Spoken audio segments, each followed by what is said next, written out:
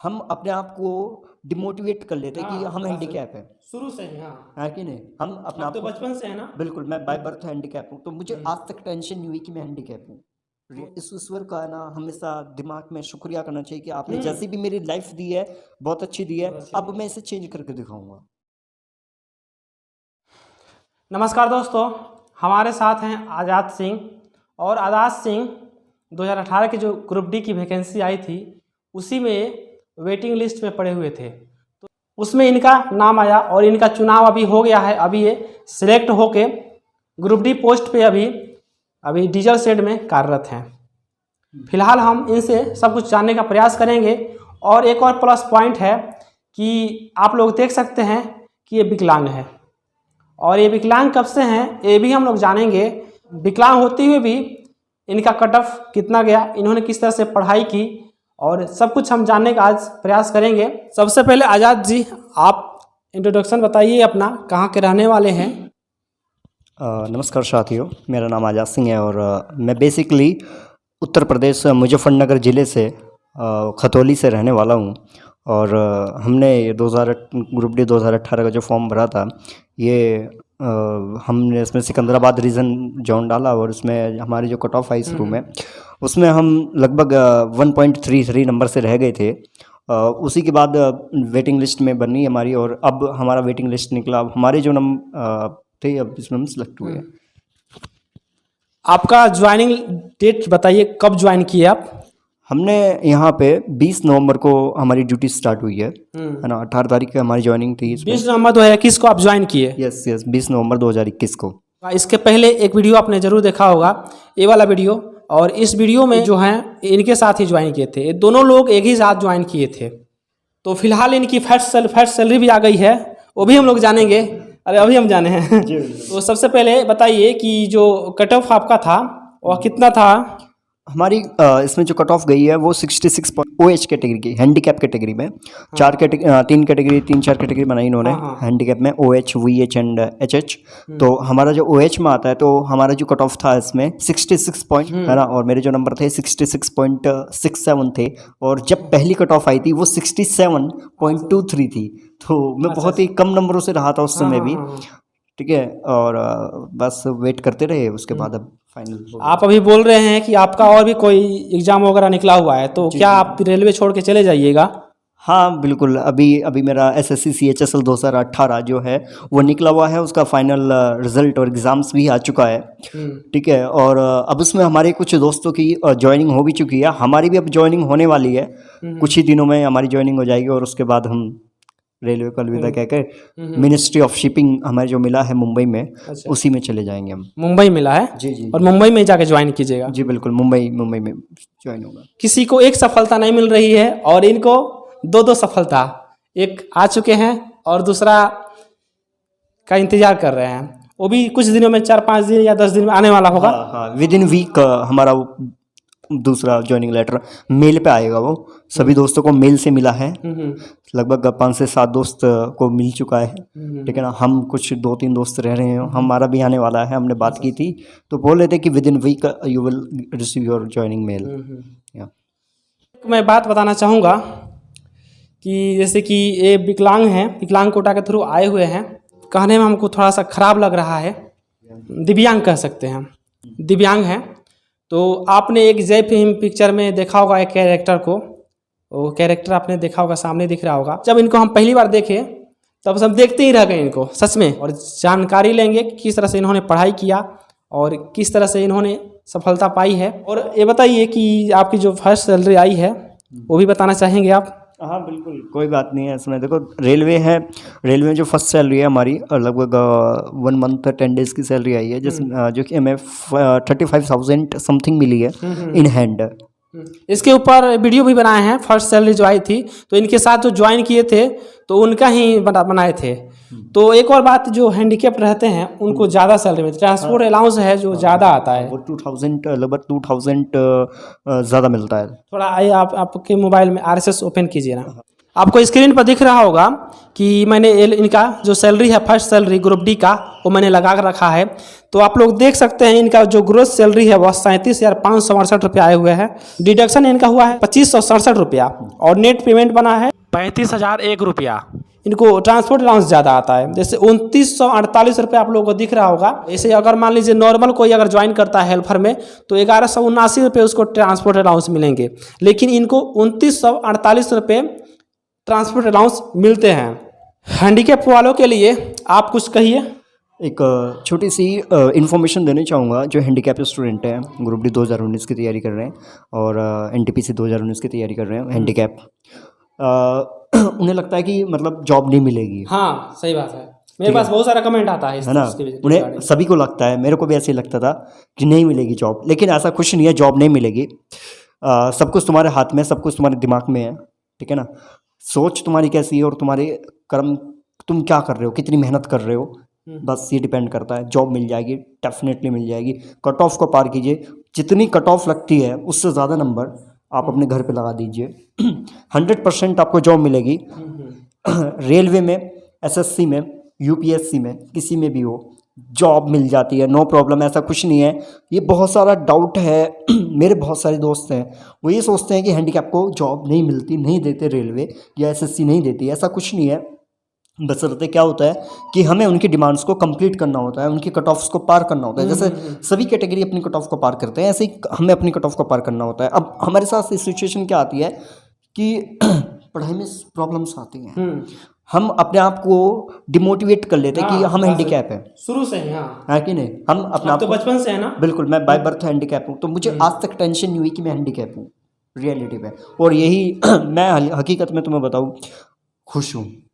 भगवान ने जो दिया स्वीकार कीजिए, स्वीकार है, एक्सेप्ट है। जो हो गया वो हो गया, अब आगे क्यों खराब करें, ठीक है।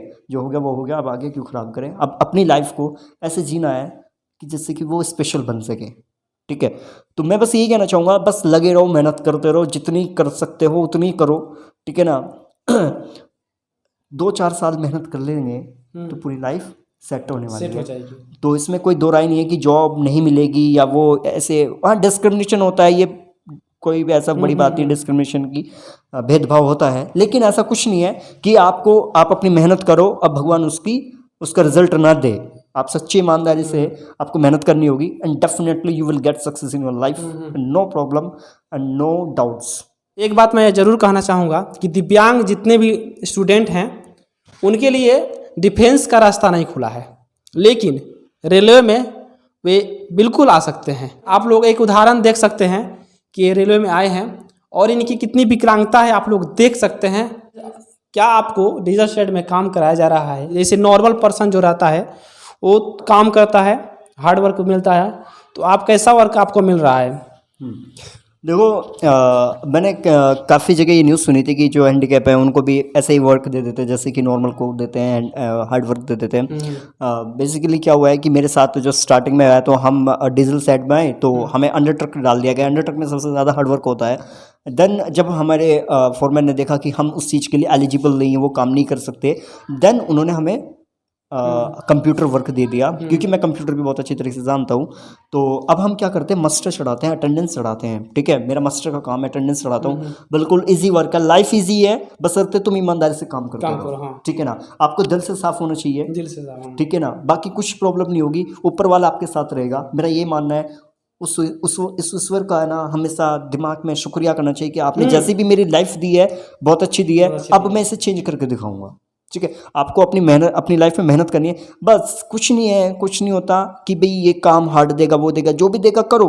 हो सकता है नहीं होगा, सामने वाले इंसान को पता है कि इस पे नहीं होगा, तो वो डेफिनेटली नहीं देगा आपको वही काम मिलेगा जो आप कर सकते हो, ठीक है। मेरे साथ हो रहा है, मेरे साथ होता है कि मेरा अभी 2-3 दिन में मेरे सेक्शन चेंज हो जाते हैं, तो नो प्रॉब्लम, मुझे को कोई प्रॉब्लम नहीं, मेरे को तो उनसे भी काम दे, जितना वो खुद मेरे से बोलते हैं कि तुम्हारे पे जितना होता है उतना ही करना। First is safety, safety is priority, ठीक है। तो सेफ्टी फर्स्ट रहती है और यही सब जगह होती है, ऐसा कुछ नहीं है, ठीक है ना। तो वर्कलोड की या किसी भी चीज़ की टेंशन मत लो। बेसिकली अपनी लाइफ में एक पहली जॉब एक्सेप्ट सिक्योर कर लो। ग्रुप डी 2018 या ग्रुप डी 2019, ये ग्रुप डी के जितने एग्जाम्स होते हैं, 1 डे एग्जाम है अपनी लाइफ के बेहतरीन एग्ज़ाम है। 3 महीने लगातार कंटिन्यूसली 6 आवर्स पढ़ के 100% तुम जॉब ले सकते हो, नो टेंशन। आपकी मैं जो हालात देख रहा हूँ, जिस तरह से मैं आपको देख रहा हूँ, तो आप पढ़ाई किस तरह से मैनेज किए, आगे जो भी लोग देख रहे हैं उनको आप थोड़ा सा मोटिवेट कीजिए कि पढ़ाई कैसे करना चाहिए। देखो, हैंडीकैप में बहुत सारी कैटेगरी आती हैं। मैं सिर्फ अपनी हैंडीकैप कैटेगरी को नहीं लेके चलूँगा कि मैं किस तरीके से पढ़ाई करी। हाँ। ठीक है, मैंने तो देखो सिंपल सी चीज़ है, मैं 12th तक पढ़ा। 12th के बाद 12th में मुझे मेरे एक टीचर थे, बहुत अच्छे टीचर थे, तो उन्होंने मुझे एडवाइस दी कि तुम एसएससी की तैयारी करो। मैंने कोचिंग ज्वाइन करी, उन्होंने कोचिंग इंस्टीट्यूट बताया, कोचिंग किस तरीके से पढ़ाई करें। मैंने कोचिंग ज्वाइन करी और मैंने अपनी स्टडी स्टार्ट कर दी और मैं लगा रहा। मैं उस एज में अपनी कोचिंग स्टार्ट करती थी। कितने साल से तैयारी करना शुरू किया? मैंने मेरठ है ना, मेरठ अपना पास पड़ता है, तो मेरठ में कोचिंग ज्वाइन कर ली थी। ठीक है ना, तो अब वहाँ से मैं डेली पढ़ता था, डेली अप डाउन करता था, लगभग पूरा दिन मेरा निकल जाता था। हालांकि कुछ टाइम उस टाइम पे मेरा आईक्यू लेवल भी कम था, मुझे चीज़ें बहुत कम समझ में आती थी। ज़िंदगी में पहली बार मैं रीजनिंग पढ़ रहा हूँ, मैथ पढ़ रहा हूँ एडवांस लेवल पे, तो वो चीज़ें कम आई। लेकिन फिर भी धीरे धीरे इंप्रूवमेंट होते गया चीज़ें में, माइंड का आपकी डेवलपमेंट। सारी एजुकेशनल क्वालिफिकेशन बता दीजिए। मैट्रिक करने के बाद आप कौन सा सब्जेक्ट लिए थे? जी बिल्कुल, मैंने 12th में कॉमर्स विद मैथ लिया। ठीक है, और मैं कॉमर्स विद मैथ लिया और मैं अपने कॉमर्स विद मैथ, हाँ कॉमर्स विद मैथ। हाँ। तो अब मैं जिस स्कूल में पढ़ता था उसमें मैं अपनी क्लास में फर्स्ट टॉपर रहा। वाह वाह। ठीक है ना ठीक है ना, एंड फिर देन मैंने बीकॉम करी गवर्नमेंट कॉलेज, हाँ गवर्नमेंट कॉलेज से, है ना, डीएन कॉलेज से बीकॉम की। ठीक है, वहाँ भी अच्छे खासे नंबर बने, फर्स्ट डिवीजन से वहाँ से भी पास हुआ और साथ के साथ कोचिंग करता रहा।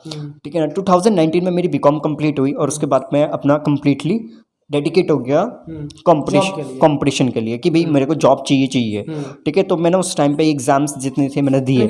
आप जनरल कंपटीशन की तैयारी करने लगे, वो कौन सा साल से तैयारी शुरू करना बीकॉम के बाद करना शुरू कर दिए?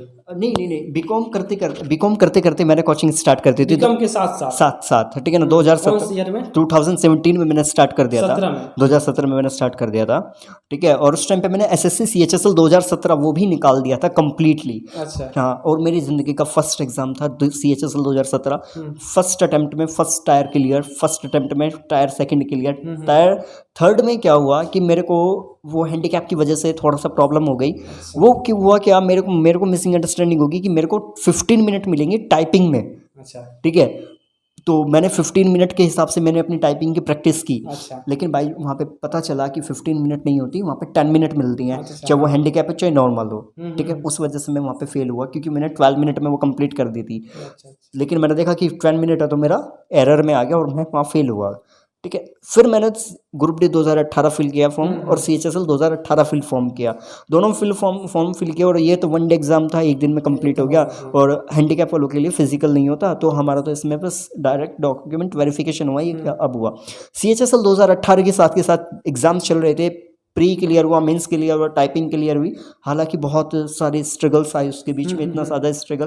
देखो स्ट्रगल सबकी लाइफ में आता है, मेरी लाइफ में भी आया, सबकी लाइफ में आया। कोई नहीं पूछता आपकी लाइफ में कितना स्ट्रगल आया, क्या हुआ। अगर आप फेल हो गए अपनी लाइफ में, अगर आप सक्सेस हो गए तो आपसे पूछा जाएगा कि आप सक्सेस हो गए तो पूछा जाएगा, सक्सेस हो गए फेल हो गए तो कोई नहीं पूछेगा, कोई नहीं पूछता आपसे कि आप अपनी लाइफ में कैसे फेल हुए, क्यों फेल हुए, क्या वजह थी। सक्सेस हो गई तो ठीक है, आपके बहुत सारे लोग आएंगे, बहुत सारे दोस्त आएंगे, आपसे पूछेंगे हुआ कैसे सक्सेस मिली, तो आपकी फेलियर स्टोरी भी सामने आती है लोगों की। ठीक है, लेकिन अगर आप सक्सेस नहीं हुए ना तो आपसे कोई नहीं पूछेगा आपने कितनी मेहनत करी अपनी लाइफ में। तो सक्सेस होना ज़रूरी है और सक्सेस होना बहुत ईजी भी है अगर तुम सच्ची ईमानदारी से, वास्तव में सच्ची ईमानदारी से तुम काम करते रहो, नो प्रॉब्लम कि आप सक्सेस नहीं हो गई। ठीक है, अपने आप से ईमानदार रहिए, हाँ। सफलता जरूर मिलेगा। बिल्कुल। आपका अगर दिल कह रहा है कि हाँ सच में आपने ईमानदारी से आपने मेहनत की है, अगर आप फेल भी हो जाते हैं हाँ। तो आपको दुख नहीं होगा। मैंने अपनी लाइफ में जिस भी एग्जाम के लिए ये कहा है कि ये एग्जाम निकल जाएगा, कसम से उस ईश्वर की वो एग्जाम निकला है। और मेरा ना ग्रुप डी 2018 जब पहली बार कट ऑफ आई तो उसमें जब मेरा लिस्ट में नाम नहीं था, मेरा दिल कह रहा था मेरा नाम आ जाएगा, लेकिन नाम नहीं आया। लेकिन मेरे को पता था कि कहीं ना कहीं वैकेंसीज तो बची हुई हैं, इन फ्यूचर कभी भी अगर वैकेंसीज की अपडेट होता है तो मेरा नाम ज़रूर आने वाला है। और मैं उस टाइम पे कंपनी में जॉब करता था वैसे ही पार्ट टाइम। तो मेरे दोस्त ने मेरे को कॉल की कि देखो एक लिस्ट आई है ग्रुप डी 2018 की, देखो इसमें तुम्हारा नाम है क्या। मैंने कहा यार चल देख लेते हैं। मैंने भाई से कॉल की, भाई को, फिर वहाँ से रजिस्ट्रेशन मैंने मंगवाया तो देखा तो नाम है तेरा, तो मैं बड़ा हैप्पी हुआ कि यार बहुत खुश हुए होंगे आप। मैं बड़ा खुश हुआ कि इतने साल बाद मतलब अब तो चांस Final हो गया। हाँ चांस खत्म था कि भाई अब भी ये अपडेट दे सकते हैं, कि अब भी लिस्ट दे सकते हैं ग्रुप रेलवे वाले, ठीक है ना। तो क्योंकि CHSL को तो कंफर्म था कि वो तो चल रहा था प्रोसेस में, वो तो खैर भर्ती चली रही थी, लेकिन इसका कंफर्म नहीं था। भगवान की ऐसी मेहर हुई कि उस ईश्वर ने दोनों तरफ से मेरी सुनी, और एंड आई एम हैप्पी। देखो मैं हैप्पी तो हमेशा रहता हूँ, ठीक है ना, ठीक है ना। मेरी एक बहुत ही ये चीज़ है कि मैं हमेशा अपने आप को खुश रखता हूँ, जो कि रखना भी चाहिए। रखना भी चाहिए। और एक निकली और दूसरी भी आने वाली है। जी बिल्कुल। चलिए, आपको पहले से ही उसके लिए मैं आपको बधाई बोलता हूँ उसके। तो दोस्तों, आज की वीडियो थी हमारी आज़ाद सिंह के साथ, जो डीजल लोको शेड में हेल्पर पोस्ट पे कार्यरत हैं। तो सब कुछ आज हम लोगों ने जाना, और हम लोगों ने बात करते करते पता ही नहीं चला हम लोगों का इतना समय कब हो गया। फिलहाल के लिए टेक केयर, धन्यवाद साथियों।